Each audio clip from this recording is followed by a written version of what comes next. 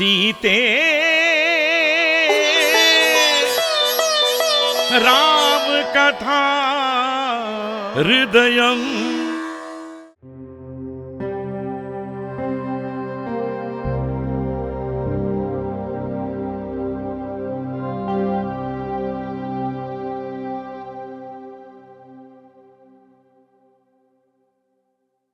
प्रभु, लगता है आप किसी गंभीर विषय के बारे में सोच रहे हैं। ये सोच नहीं है देवी, अपितु भय हो रहा है। माताश्री। प्रभु, आपको कौन सा भय सता रहा है? यदि आपने मुझे नहीं बताया तो मैं समाधान कैसे करूं? ये सिर्फ सोच मात्र से मिट जाए वो भय नहीं है देवी। एक अप्रिय व्यक्ति के स्वयंवर में आगमन का अंदेशा है। इसीलिए लगता है जैसे एक बहुत बड़ा संकट हमारे महल के द्वार पर ही खड़ा है। प्रभु, क्या मैं पूछ सकती हूँ कि स्वयंवर में आने वाला ऐसा भयानक व्यक्ति आखिर है कौन? अब तक उसने अपने दुर्व्यवहार से देवताओं के साथ क्लेश, महाविष्णु के साथ शत्रुता, ऋषि मुनियों में भय और आक्रोश उत्पन्न करने वाला लंका अधिपति दशानन रावण शिव धनुष को उठाकर स्वयंवर में विजय पाने के हठ को लेकर वो लंका से मिथिला की ओर प्रस्थान कर चुका है। ये बात हमारे गुप्तचरों ने हमें बताई। कहीं वो शिव धनुष को उठाकर उसे बांधने में सफल हो गया तो कैसा अनर्थ हो जाएगा देवी, इसी बात का हमें भय है। जी हाँ प्रभु, उस रावण ने यदि स्वयंवर में विजय पाली तो जिस अनमोल मोती की हमने प्यार से इतनी अच्छे से परवरिश की, उसे अग्नि की आहुति में देने के बराबर होगा महाराज। सही कह रही हो देवी, सही कह रही हो। देव सुंदरी रंभा के विषय में रावण का दिखाया हुआ तिरस्कार, मां सती पार्वती के सामने दिखाया हुआ रावण द्वारा किया हुआ दुर्व्यवहार, वेदवती के अग्नि प्रवेश का कारण ये लंकाधिपति रावण है, ये आपको ज्ञात है ना?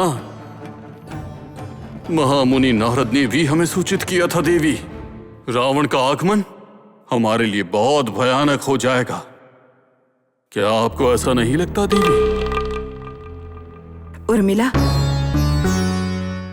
तुम जो कुछ भी कहने यहाँ आई हो वो 1-2 दिन के पश्चात कह देना। अब तुम यहाँ से जाओ। जैसी आज्ञा माताश्री।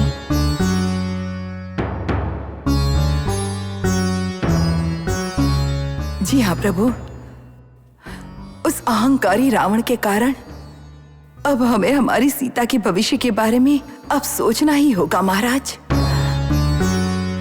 प्रभु, अगर उस रावण के यहाँ आने से पहले ही हम इस स्वयंवर को रद्द कर दें तो? नहीं नहीं, इससे रावण और क्रोधित हो सकता है और अपने सैन्य बल के साथ हम पर आक्रमण करे तो हमें इस बात का कोई आश्चर्य भी नहीं होगा, और मुझे यही चिंता सता रही है।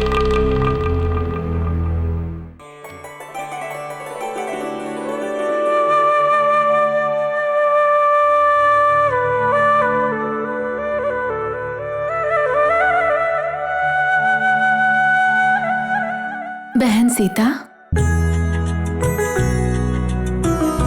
ये क्या कर रही हो? माताश्री और पिताश्री तुम्हारी चिंता कर रहे हैं, परंतु तुम यहाँ किसी पक्षी का चित्र बना रही हो। उर्मिला, ये कोई साधारण पक्षी का चित्र नहीं है। महर्षि वाल्मीकि जी से कथा को सुनकर, उस पुरुषोत्तम की कथा हमें सुनाकर जो पक्षी लुप्त हो गया, ये उसका चित्र है। बहन, यदि तुम महापुरुषोत्तम के बारे में सोच रही हो तो एक कपटी अधम पुरुष स्वयंवर में आ रहा है।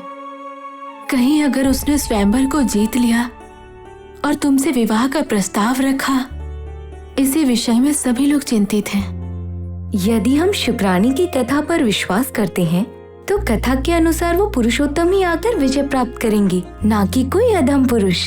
सीता बहन, इस समय स्वयंवर में जो आने वाले हैं वो लंकाधिपति महान पराक्रमी रावण है। सीते